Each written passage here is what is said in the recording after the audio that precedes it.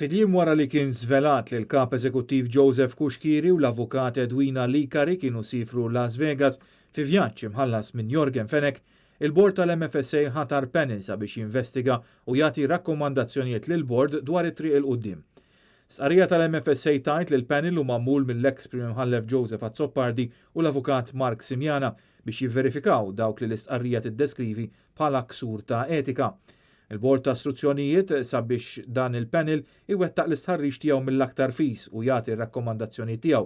Bil-bord jieħu l-passi fil-konfront kemm ta' Kuxkiri kif ukoll ta' Likari skont l-istess rakkomandazzjonijiet fiż-żewġ każi.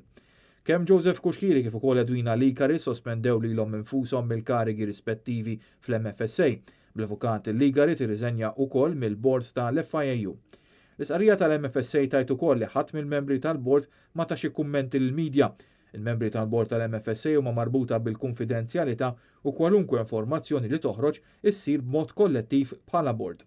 Fl-aħħar jiem il-Prim Ministru Robert Abela qal pubblikament li skont il-fatti kif qed jarhmu f'dan il-każ ta' Joseph Kuxkiri ma kienx hemm ksur ta' etika.